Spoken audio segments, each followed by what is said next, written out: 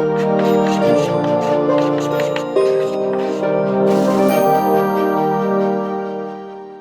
Everyone, आज का हमारा जो वीडियो है वो बहुत सारे लोगों की डिमांड पर आया है। बहुत सारे ऐसे स्टूडेंट्स हैं और कुछ पेरेंट्स भी हैं जिन्होंने हम लोगों से काफी क्वेश्चन पूछे कि कई सारी समस्या उनको जो आ रही है उसको लेकर के काफी कुछ डिस्कशन करना है। और मुझे ऐसा लगा कि उन लोगों से जब क्वेश्चंस आ रहे हैं तो कई बार हम लोग जो पढ़ा रहे हैं उसको लेकर के क्वेश्चंस तो आ ही रहे हैं, लेकिन साथ में बहुत सारे क्वेश्चंस पेरेंट्स और बच्चों के बीच कई तरह के क्लैश हो रहा है। मतलब पेरेंट्स कुछ बात करते हैं, बच्चे कुछ बात करते हैं, तो उसको लेकर के जो समस्याएं आ रही है ना, उस पर आधारित आज का जो वीडियो है वो रहेगा। और मुझे ऐसा लगता है, जितनी मेरी अंडरस्टैंडिंग है, जितने मैं और लोगों से बात करता हूँ, जितने पेरेंट्स से बात करता हूँ, स्टूडेंट से बात करता हूँ, उस हिसाब से आप लोगों को ये वीडियो एंड तक देखना चाहिए, इसलिए क्योंकि इसमें काफी चीजें ऐसी हैं जो आपके लिए इंपॉर्टेंट है समझना और आपके पेरेंट्स के लिए भी इंपॉर्टेंट है।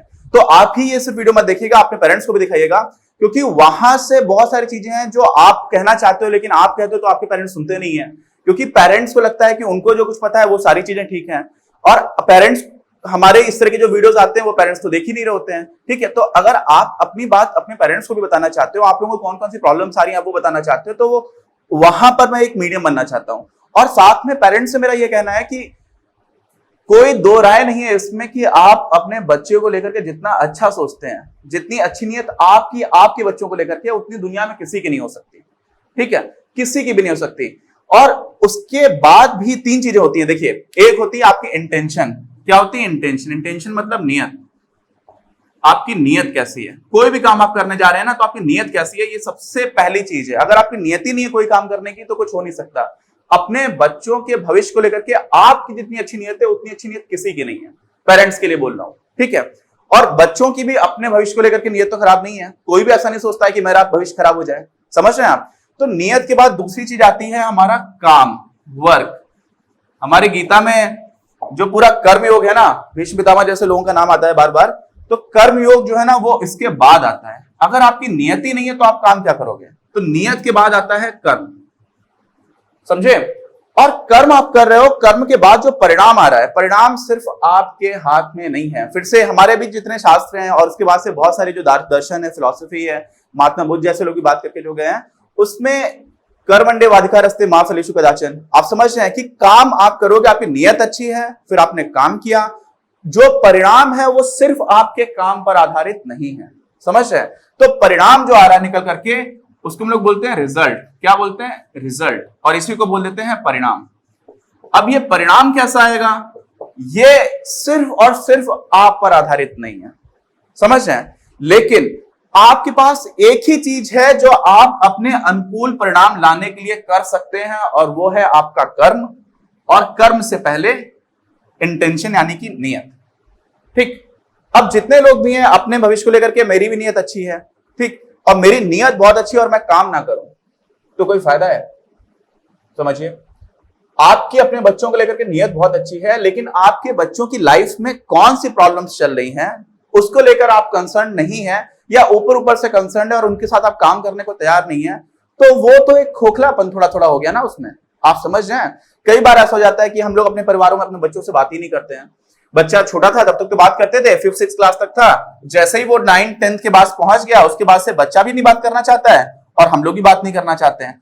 और ये जो 4 साल है ना, 9 से लेकर के 12 तक के, ये हमारे लाइफ में जो एकेडमिक लाइफ है, जो हमारी शैक्षणिक जीवन है, उसमें सबसे ज्यादा महत्वपूर्ण है, सबसे ज्यादा। क्यों? 8th क्लास तक तो आजकल ऐसा हो गया है कि सारे लोग ही पढ़ लेते हैं, ठीक है। अब तो हमारे यहाँ जो बहुत अच्छी बात है कि हमारे देश में जो एनरोलमेंट है ना, कि कितने बच्चे स्कूल जा रहे हैं, वो बहुत तेजी से बढ़ा है, बहुत अच्छी बात है। लेकिन उसमें जो क्वालिटी की बात है वो हमारे लिए एक बहुत ही चिंताजनक बात आती निकल करके। तो कक्षा 12 तक तो सारे लोग पढ़ ले रहे हैं, अब कक्षा 8 तक सारे लोग पढ़ ले रहे हैं, कक्षा 12 तक भी लगभग सारे लोग स्कूल जा रहे हैं। अब 8th के बाद आता है अपना 10th, और 10th के बाद आता है 12th। तो कक्षा 10 के बाद एक तरह का आपका स्पेशलाइजेशन हो रहा होता है। स्पेशलाइजेशन कैसे होता है? एक आपकी स्ट्रीम होती है साइंस, एक हो जाती है आपकी आर्ट्स, ऐसे ही एक हो जाती है कॉमर्स, और ऐसे ही एक वोकेशनल ट्रेनिंग, या फिर आप उसको टेक्निकल साइड बोल सकते हैं। तो टेक्निकल साइड में लोग ITI और पॉलिटेक्निक इस तरह की चीजें कर सकते हैं। कॉमर्स वाले बच्चे जो है ना, वाणिज्य, वो अपने वाणिज्य के विषय ले लेते हैं।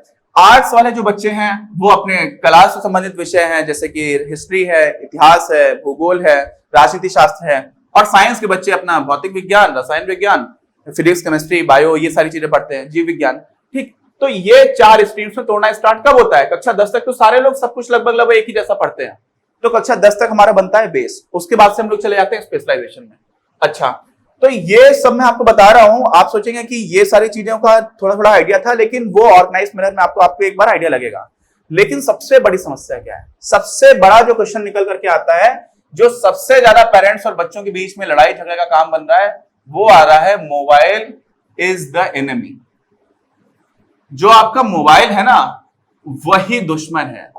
पेरेंट्स को लगता है क्या दिन भर मोबाइल पे करते रहते हैं बच्चे, है ना? और बहुत सारे बच्चे भी है जो दिन भर पबजी खेल रहे हैं, समझ रहे हैं आप? देखिए, जो पेरेंट्स उंगली उठा रहे हैं बच्चों के ऊपर, वो गलत नहीं है। पेरेंट्स को दिख रहा है कि यार सुबह से लेकर के शाम तक आप कुछ कर ही नहीं रहे हो, आप समझ में आ रहा है, सिर्फ मोबाइल पर बैठ करके देख रहे हो, आप अपना शरीर भी बर्बाद कर रहे हो, अपनी पूरी एनर्जी भी बर्बाद कर रहे हो, आपका पूरा फोकस खत्म हो रहा है। ठीक, तो मोबाइल दुश्मन है क्या? ऐसा लगता है पेरेंट्स को कि मोबाइल जब से आ गया है मेरे बच्चे के जीवन में, तब से सब कुछ तबाही आ गई है। और बच्चे को ये लगता है कि मोबाइल के बिना तो जीवन ही नहीं रह गया। और अगर बच्चों को ऐसा नहीं लगता है, लेकिन जो स्टूडेंट्स है वो कम से कम, बहुत सारे स्टूडेंट्स इस तरह से रिएक्ट कर रहे होते हैं, वो अपने जीवन में मोबाइल को इतना ज्यादा इंपॉर्टेंस दे देते हैं कि मोबाइल छोड़ करके उन्हें कुछ दिखता ही नहीं है। 1 मिनट के लिए मोबाइल नहीं देखते तो वापस ऐसा लगता है कि कुछ जीवन में खोखला सा हो गया है, समझ रहे हैं? तो अब सबसे बड़ी बात आती है कि मोबाइल दुश्मन है क्या। हिंदी में एक बहुत महान साहित्यकार हुए हैं जिनका नाम है रामधारी सिंह दिनकर। उनकी एक कविता थी, और उस कविता में वो विज्ञान को तलवार बोलते हैं, और जो मनुष्य है, पूरा मानव जाति, उसको बोलते हैं बच्चा। ठीक है, तो वो ऐसा कुछ बोलते हैं कि तलवार से तुम खेल नहीं सकते हो, अपने हाथ पैर काट लोगे, तलवार से खेलना बंद करो। ठीक है, तो विज्ञान को लेकर के उस कविता में थोड़ा सा एक नेगेटिव कोनोटेशन दिखता है। कोनोटेशन मतलब जो पूरा भावार्थ निकल करके आ रहा होता है, थोड़ा सा नकारात्मक रहता है।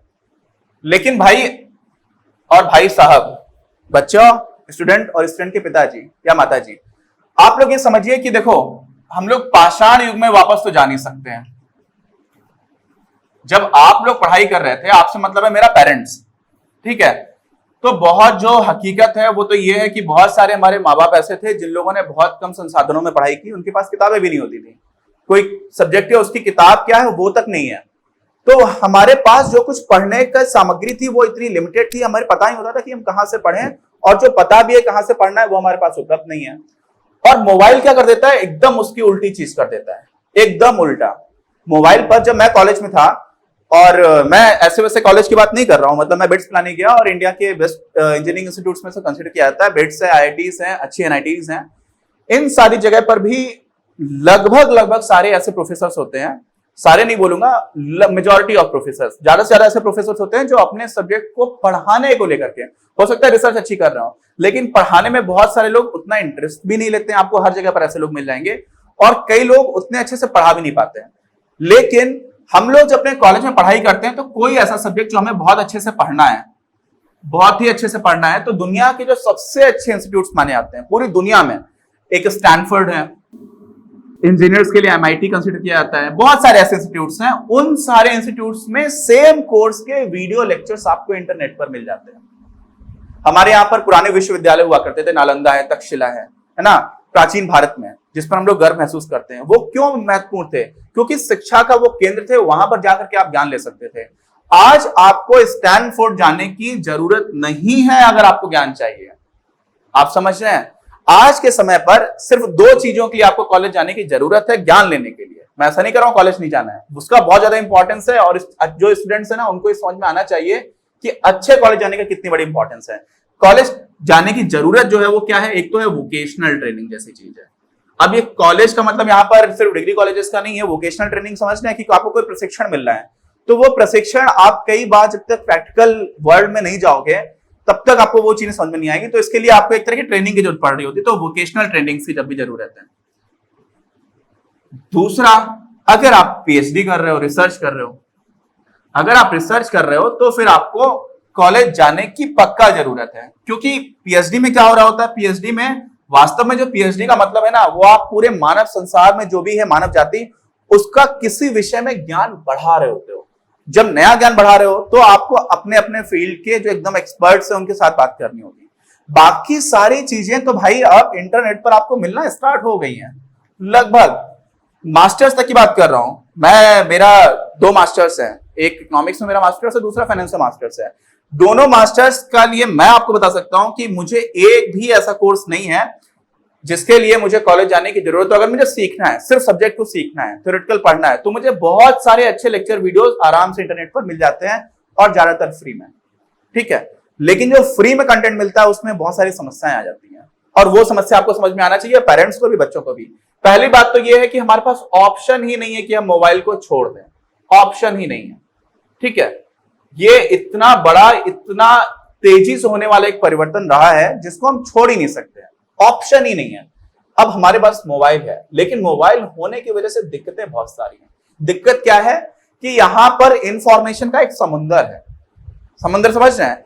आपको सिर्फ पढ़ाई थोड़ी मिल रही है इंटरनेट पर, आपको हर तरह का खुराफात करने का सामान भी मिल रहा है।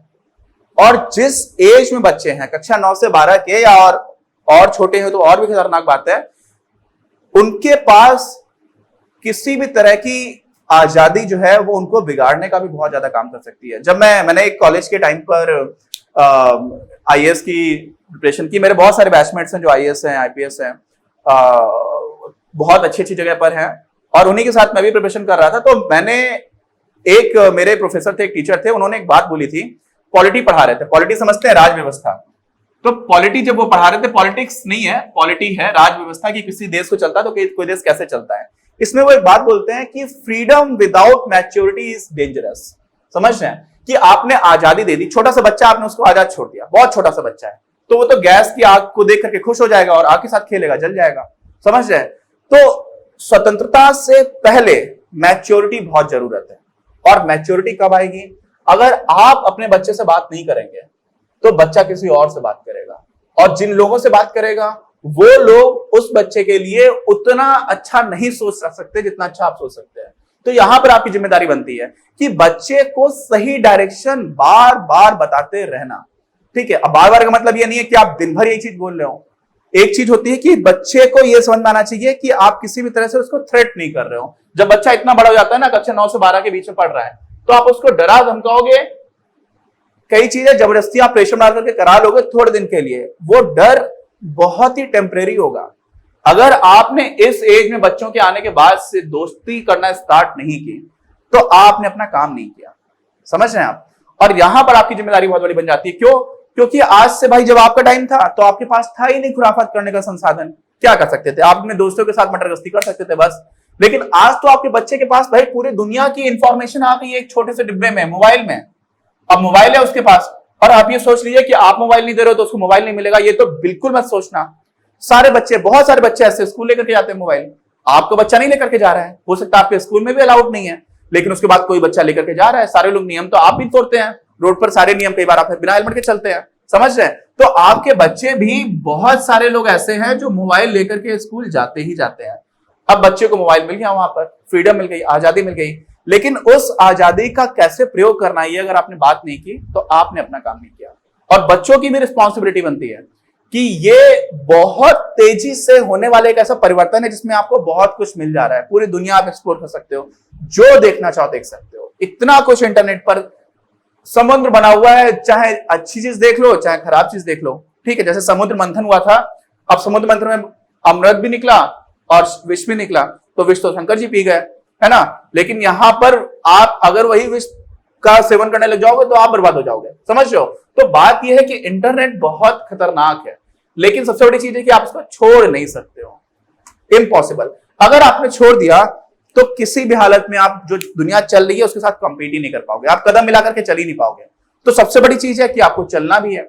अब चलना है, और अगर वो सही डायरेक्शन में नहीं चलोगे तो समस्या आ जाएगी। तो ये वीडियो का पहला पार्ट है, इसी को हम लोग कंटिन्यू करेंगे अभी। और उस वीडियो में मैं बताऊंगा कि स्टूडेंट्स की क्या जिम्मेदारियां हैं। अगर पेरेंट्स हमारे ऐसे हैं जो हमें समझ भी रहे हैं, हम लोगों से अच्छे से बात भी कर रहे हैं, उन्होंने हमें डायरेक्शन भी दे दिया ठीक से, वो बार बार हमें समझा रहे हैं कि कौन सी चीजें जरूरी हैं, तो सिर्फ पेरेंट्स की जिम्मेदारी नहीं है, अब आपकी जिम्मेदारी है, क्योंकि वास्तव में भविष्य आपका है। समझ रहे हैं। तो हम लोग उसकी बात करेंगे अपने अगले वीडियो में। अपनी क्लास का उद्देश्य आप सभी के लिए आप ही की भाषा में गुणवत्तापूर्ण शिक्षा उपलब्ध कराना है। कक्षा 12 तक के सभी प्रमुख विषयों पर हम वीडियोस बना रहे हैं, और कुछ विषयों पर वीडियोस आपके अपने चैनल अपनी क्लास की ही अन्य प्लेलिस्ट पर अपलोड भी हो चुके हैं।